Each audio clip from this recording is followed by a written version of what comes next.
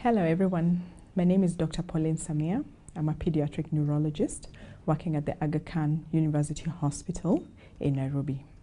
Today we will discuss the practical dress code, the realities of anti-epileptic drug management of patients with epilepsy in Africa. What are the ideal treatment strategies? Epilepsy is a condition that affects at least 65 million people worldwide, and at least 500 million are affected if we take into consideration the families and relatives of those people. 80% of the people with epilepsy live in countries with fewer resources, also known as the low and middle income countries. The treatment gap is a term we use to describe the difference between the number of people with epilepsy and the number of people who actually receive the treatment.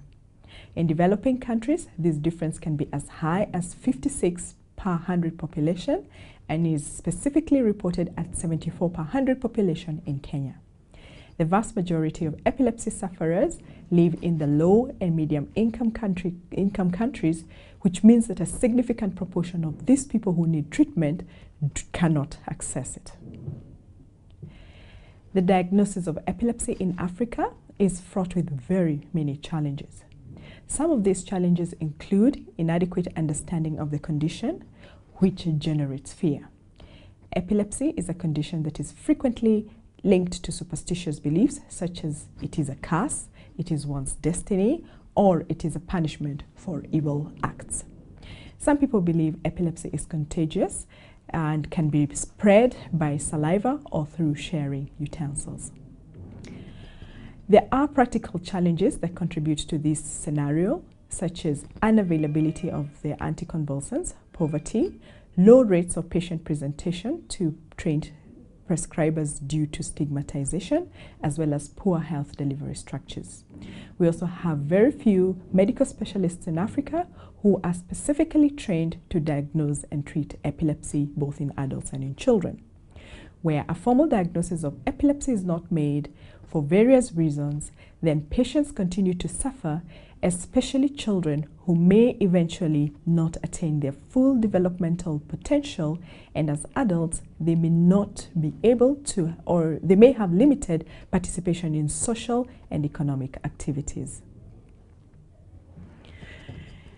Some of the ways in which we can address this problem is by enhancing general public education on what epilepsy is, its various presentations, and what its management should be. This will directly contribute to diagnosis and compliance with medication schedules. Patient support groups are also an effective way to disseminate information and avail psychological support for those who are affected. In Africa, we also need to have a consistent supply of cheap, effective drugs to manage epilepsy, and this is something that needs to be addressed urgently. There are medications such as phenobarbital, benzodiazepines, phenytoin, lamotrigine, carbamazepine, and sodium valproate, which should be availed and subsidized for the poorest patients. Training of more health workers on the effective use of these medications would also help bridge the gap. We need to use the simplest, most effective regimens in order to reduce the disability which epilepsy causes. We need to also involve our government agencies in order to help us effect these sort of interventions. Children with various comorbidities, such as learning disabilities, also need to be assisted. They need to have appropriate education and effective education which will help them learn appropriately. For the few neurologists in Africa, they should also seek and be availed support which allows them to participate in epilepsy research so that they can better manage their patients and contribute to global knowledge regarding epilepsy. We also need to enact legislation that allows people with epilepsy to work and avoid discrimination. When people with epilepsy can work and support themselves economically, then they can better participate in social life and also better manage their condition and also provide for themselves and their families. So in brief, We do have a significant problem in Africa as far as epilepsy is concerned.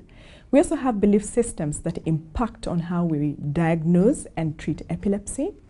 And these challenges can be managed by providing strategies that help these patients so that they can lead a full life.